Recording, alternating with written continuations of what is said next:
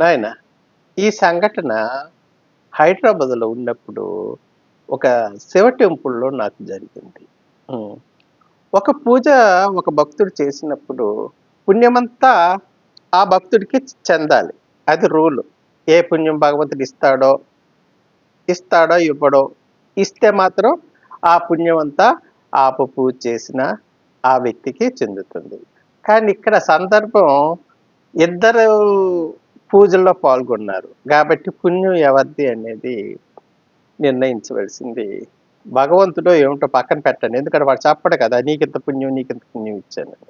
కాబట్టి యూట్యూబ్ శ్రోతలు ఈ సన్నివేశాన్ని, ఈ సంఘటనని తెలుసుకొని పుణ్యం ఏ విధంగా పంచుతారు, ఎవరికి ఇస్తారు అనేది మీ బుర్రలు ఎలా పనిచేస్తున్నాయో నేను తెలుసుకోవాలనుకొని ఈ వీడియో చేస్తున్నాను. ఆ రోజు సోమవారం అయినా శివుడి దగ్గర అక్కడ టెంపుల్ ఉంది. అక్కడ నేను సింగర్ని, మంత్రాలు గట్టా అన్ని చదువుతూ ఉంటాను. అందరికీ తెలుసు, చుట్టుపక్కల అందరూ బాగా పాడతారు ఈయన అని. మంచి కంఠం, మంచి మంత్రాలు అన్నీ చదువుతారు. అని అక్కడ చిన్న పేరుతో పాటు ప్రసాదాలు కూడా నాకు ఇంటికి తెచ్చిస్తారనమాట. అలాంటి సందర్భాలు అక్కడ చాలా జరిగాయి. 2 కోవుళ్ళు ఉన్నాయి. ఇక్కడ శివ కోవిలి, అక్కడ సత్యసాయి బాబా కోవిలి. వాళ్ళు రమ్మనేవారు సింగింగ్కి, వీళ్ళు వదిలేవారు కాదు సింగింగ్కి. కానీ నన్ను మంచి గాయకుడిగా, మంత్రగాడిగా అక్కడ వాళ్ళందరూ గుర్తింపు తెచ్చుకున్నాను నేను. ఈ సందర్భానికి ఒక అమ్మాయి, పెళ్ళైన అమ్మాయే, పిల్లల తల్లే, ఒక కొన్ని పువ్వులు పట్టుకొని వచ్చింది. నేను నా మంత్రాలు గట్ట చదువుకొని నన్ను పాటలు పాడుకుంటున్నాను. పాటలు పాడుకున్న తర్వాత ఆవిడ నాకు ఒక కోరిక కోరింది. సార్, నేను ఇప్పుడు 108 పూలతో శివుడిని పూజించాలనుకుంటున్నాను. ఆ మంత్రాన్ని మీరు చదవరా ప్లీజ్ అని. దానికి మహాభాగ్యం అని నేను మౌత్ పట్టుకొని 108 మంత్రాలు చదివాను. చదివితే ఆవిడి పువ్వులు 108 పువ్వులు శివలింగం పైన వేసి పూజ చేసుకున్న ఒక 5 నిమిషాల వరకు నేను ఏవేవో చదువుకుంటున్నాను. ఆవిడ మంత్రాలు చదివేసింది, అంతా అయిపోయింది. అలాగా ఒక 10 నిమిషాలు కూర్చుంది శివలింగం ముందు. కూర్చుంటే ఒక 10 నిమిషాలకి ఒక 2 పువ్వులు రాలి పడ్డాయి అన్నమాట. 2 పువ్వులు రాలి పడితే ఆమెట శివునితో అడిగిందట, స్వామి 10 నిమిషాలు అయిపోతుంది, ఒక్క పువ్వు కూడా నాకు పడలేదు, ఇవ్వలేదు, ఇందువలన నా మీద కోపమా స్వామి అని అడిగిందట. అడిగితే 10 నిమిషాల తర్వాత స్వామి వారు 2 పువ్వులు కిందకి రాల్చారు. రాలిస్తే ఆ పువ్వులు పట్టుకొని తృప్తిగా ఫీల్ అయ్యి శివుడే తనకు ఆ 2 పువ్వులు ఇచ్చినట్టుగా ఈరోజు ఆలస్యం జరిగింది.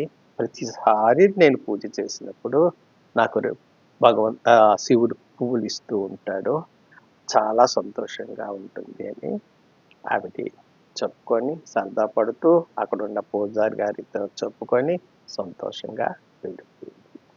నాయనా, ఇప్పుడు ఇక్కడ 108 మంత్రాలు చదివింది నేను, 108 పువ్వులు వేసి నమస్కరించింది ఆవిడ. అయితే ఇక్కడ మొత్తం శివుడు ఆ 2 పువ్వులు ఆవిడికి ఇచ్చాడా, అందులో నాకు ఒక పువ్వు ఉందా అంటే ఆవిడికి ఇచ్చిన ఆవిడ పుణ్యంగా ఫీల్ అవుతుంది కాబట్టి నేను అడుగుతున్నా. నేను పుణ్యాన్ని నేను డివైడ్ చేయమని అడగటం లేదు. ఒకవేళ నిజంగా భగవంతుడే శివుడే పుణ్యం ఇస్తే మొత్తం పుణ్యం ఆవిడికే వర్తిస్తుందా? మరి 108 మంత్రాలు అంత తీయగా పాడిన నాకేటి రాదా పుణ్యంలో భాగం? అప్పుడు అనిపించింది అనమాట, 2 పువ్వులు నీకు శివుడిస్తే అందులో ఒక పువ్వు నాది, నాకు ఇచ్చినట్టుగా లెక్క అని. అంటే మరి ఆ పూజ మొత్తంలో ఆవిడికి సగం పుణ్యం, నాకు సగం పుణ్యం రావాలి కదా అని నేను అనుకుంటున్నాను. ఆవిడ అనుకుంటుంది ఆ మొత్తం పుణ్యం నాదే, ఆ స్వామివారు కూడా ఆ 2 పూలు తనకే ఇచ్చారని ఆవిడ సంతృప్తి పడుతుంది. దీనికైతే నేను నవ్వుకోవాలా, ఏడ్చుకోవాలో నాకే తెలియదు. కానీ పోన్లేమ్మా, మొత్తం పుణ్యం నువ్వే తీసేసుకో, ఆ మంత్రాల పుణ్యం, ఆ పూజ పుణ్యం అంతా కూడా నీకే వర్తించాలని ఆ భగవంతుని మనసారా కోరుకొని నేను అక్కడి నుంచి వచ్చేసాను. నాయనా ఇప్పుడు చెప్పండి. 108 మంత్రాలు ఎంతో తీయని గొంతుతో పాడిన నాకు ఆ పూజలో పుణ్యం లేదా? ఉందా?